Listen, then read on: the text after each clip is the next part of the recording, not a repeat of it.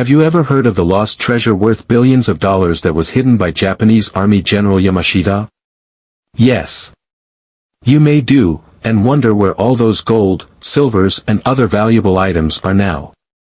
In Shadows of the Rising Sun, we delve into a fairy tale account of how the Japanese secretively smuggle gold and other valuable treasures worth billions in today's monetary value are located. So, buckle up, grab a cup of coffee, hit the like button and subscribe to Solowood Films. The year was 1942, and the Allied forces landed on the shores of Guadalcanal. Amidst the chaos, local coast watchers emerged, guiding American soldiers through the treacherous terrains.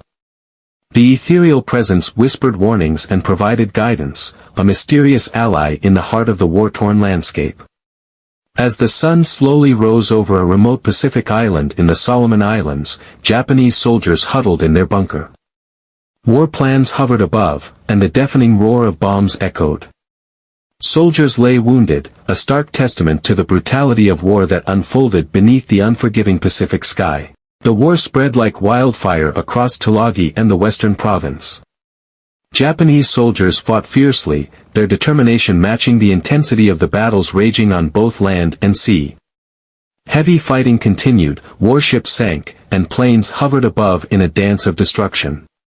In the crescendo of the conflict, the relentless fighting reached its peak.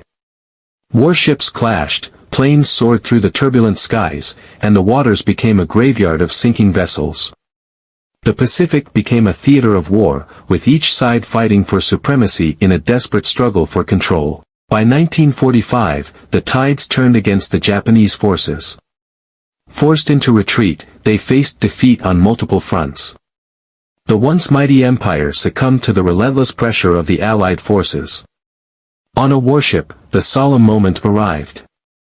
Japanese officials signed the surrender, bringing an end to the years of conflict. The echoes of war slowly faded away, replaced by the uneasy calm of a world forever changed. The native people of the Solomon Islands carried on with their lives, rebuilding what the war had torn asunder.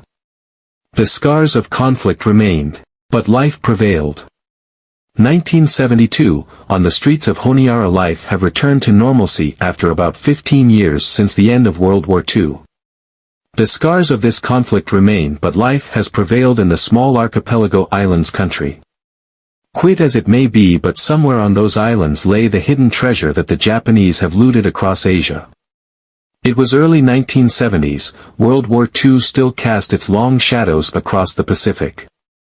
Japan, defeated and humbled, sought to recover the hidden treasure, and rumors abounded of a secret plan to retrieve the Yamashita gold. In the heart of the mystery was the picturesque of Tulagi.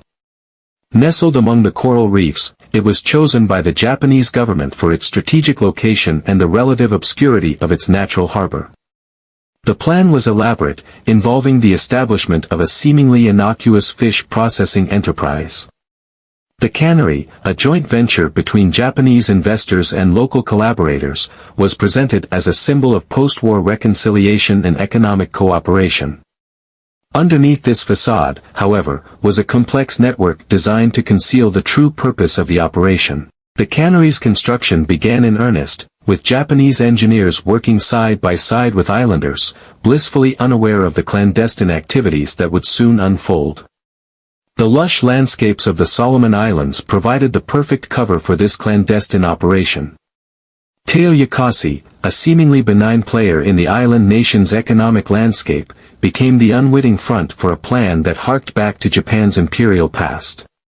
The company's expansion into the Solomon Islands was not merely for economic gain, it was a carefully calculated move to retrieve the lost wealth of the General Yamashita.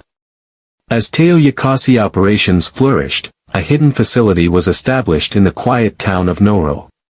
Skilled craftsmen, sworn to secrecy, began molding the imperial gold into replicas of Teo Yakase's signature canned products.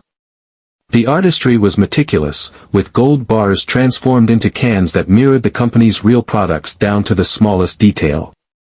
Within the confines of this covert workshop, a treasure trove took on the guise of everyday commodities. Production commenced, and the canneries roared to life. Teoyakasi canned fish was born, a product of the resilient spirit of the people determined to forge a new beginning. Local.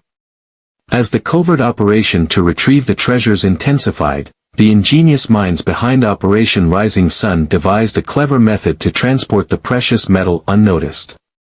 Drawing inspiration from the cover of the Teoyakasi cannery, they decided to mold the gold into cans resembling the Teo products. This daring plan aimed to use the very vessels meant for exporting canned goods to smuggle the imperial gold from Noro to Japan. At the heart of Noro, a secret gold casting facility was established in the cover of darkness. Skilled artisans, sworn to secrecy, meticulously crafted gold bars into perfectly replicated Teo product cans. The details were immaculate, down to the labels that mimicked the authentic ones produced for the cannery. Each can concealed a treasure that echoed the imperial wealth of a bygone era. The molding of gold continues, and its secrecy remains intact. Japanese workers in secrecy smuggled the billion-dollar treasure from Tulagi and Noro canneries, using fishing vessels as their cloak of deception. The fishing vessels, unwittingly conscripted into the service of this clandestine mission, underwent subtle modifications to accommodate the covert cargo. Specially designed compartments were discreetly installed beneath the canned fish, creating hidden chambers capable of holding the molded gold cans. The fishing fleet, a common sight in the waters surrounding Noro, would become unwitting carriers of a treasure more valuable than the fish they sought.